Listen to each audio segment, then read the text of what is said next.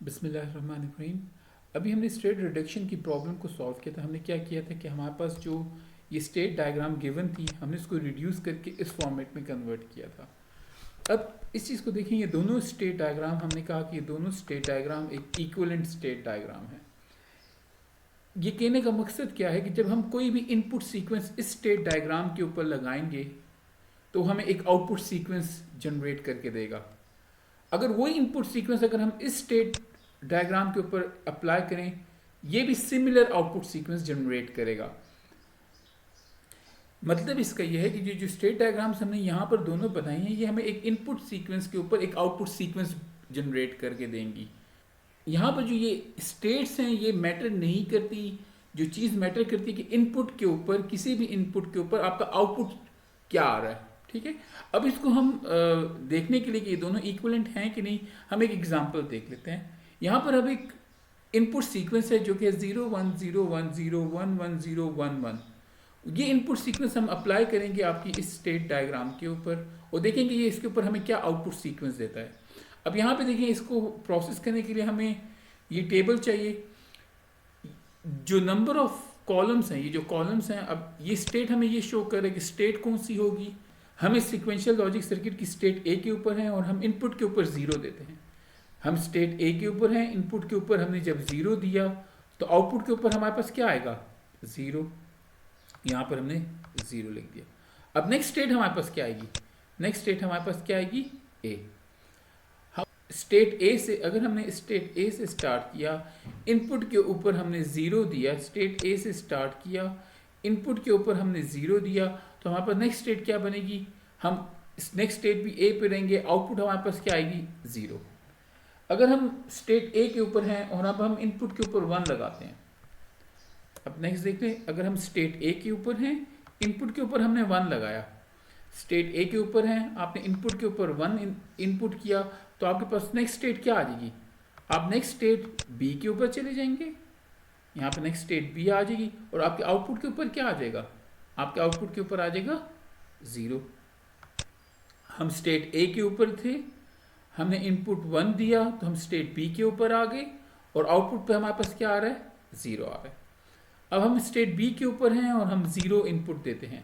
हम state B के ऊपर हैं, हम 0 इनपुट देते हैं, तो हम नेक्स्ट स्टेट किसके ऊपर चले जाएंगे, सी के ऊपर, और आउटपुट हमारे पास क्या आएगी, आउटपुट हमारी ये है, यहाँ पर हमारे पास देखिए 0 आ गया। अब हम स्टेट सी के ऊपर हैं, इनपुट 1 देते हैं, स्टेट सी के ऊपर हैं, इनपुट 1 दिया तो हम स्टेट डी के ऊपर आ जाएंगे, आउटपुट के ऊपर हमारे पास क्या आएगा, 0। स्टेट सी के ऊपर हैं, इनपुट 1 दिया, स्टेट डी के ऊपर आ गए, आउटपुट हमारे पास क्या आ गया, 0। अब हम स्टेट डी के ऊपर हैं, स्टेट डी के ऊपर है, इनपुट हमने 0 दिया, स्टेट डी के ऊपर है, इनपुट हमने 0 दिया, तो हम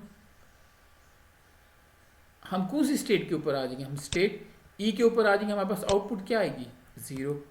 ये देख लें, हम इसी तरह स्टेट ई के ऊपर हैं, इनपुट अगर हम 1 लगाएं तो हम स्टेट एफ के ऊपर आ जाएंगे, हम और आउटपुट हमारे पास क्या आएगी, 1। स्टेट एफ के ऊपर हैं, इनपुट अगर हम 1 लगाएं तो हम स्टेट एफ के ऊपर ही आएंगे, इसका मतलब नेक्स्ट स्टेट भी एफ बनेगी, आउटपुट हमारे पास क्या आएगी, 1। अगर हम स्टेट एफ के ऊपर हैं और हम इनपुट 0 लगाएं, स्टेट एफ के ऊपर इनपुट 0 लगाए तो हम स्टेट जी के ऊपर आ जाएंगे, आउटपुट हमारे पास क्या आएगी, 0 आएगी। अगर हम स्टेट जी के ऊपर हैं, इनपुट 1 लगाएं तो हम स्टेट एफ के ऊपर आ जाएंगे, आउटपुट हमारे पास क्या आएगी, 0। अगर हम स्टेट एफ के ऊपर हैं, इनपुट 0 लगाएं, स्टेट एफ के ऊपर हैं, इनपुट 0 लगाएं तो हम कहाँ पर चले जाएंगे, स्टेट जी के ऊपर, आउटपुट क्या आएगी, 0।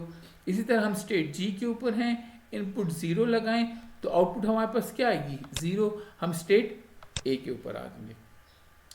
अगर हम इस स्टेट डायग्राम के ऊपर ये सीक्वेंस अप्लाई करें तो आउटपुट के ऊपर हमारे पास ये सीक्वेंस बनता है जो कि 0 0 0 0 0 1 1 0 1 0 0।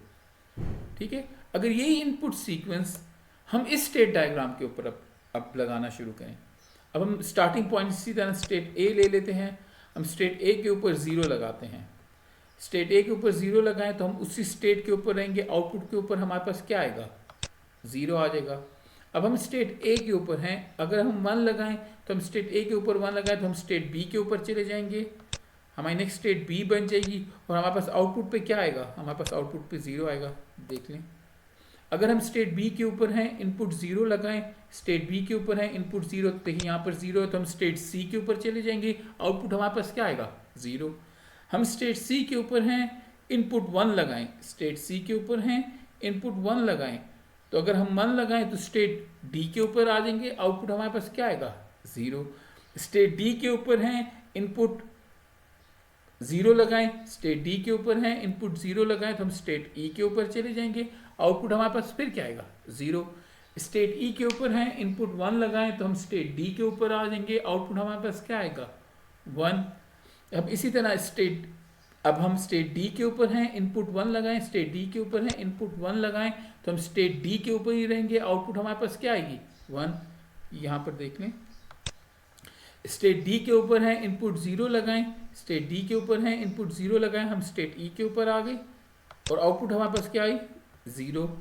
स्टेट ई के ऊपर है इनपुट 1 लगाएं, वापस हम स्टेट डी के ऊपर आ जाएंगे, स्टेट ई के ऊपर है इनपुट 1 लगाए, स्टेट डी के ऊपर आ गए, आउटपुट हमारे पास क्या आई 1 आई। अब स्टेट डी के ऊपर है इनपुट 0 लगाएं, इनपुट 0 लगाए तो हम कहाँ पर चले जाएंगे स्टेट ई के ऊपर, आउटपुट हमारे पास क्या आएगी 0। इसी तरह स्टेट ई के ऊपर है इनपुट 0 लगाएं तो हम कहाँ पर चले जाएंगे स्टेट ए के ऊपर, आउटपुट हमारे पास क्या आएगी 0। अब ये हमारे पास ये हमने इनपुट का सीक्वेंस लगाया, ये हमारे पास इसका आउटपुट सीक्वेंस आ गया। अगर हम इन दोनों के इनपुट और आउटपुट सीक्वेंस को कंपेयर करें, ये हमारी रिड्यूस स्टेट डायग्राम थी, ये हमारी नॉर्मल स्टेट डायग्राम थी।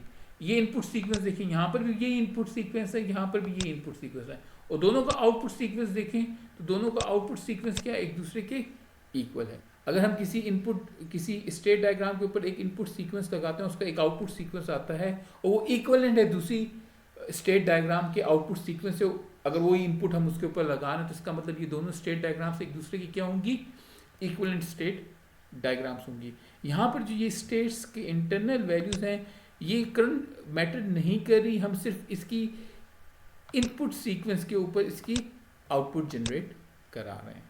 ठीक है, आई होप कि ये चीज़ थोड़ी सी क्लियर हो गई कि दो स्टेट डायग्राम्स एक दूसरे के इक्विवेलेंट कैसे हैं।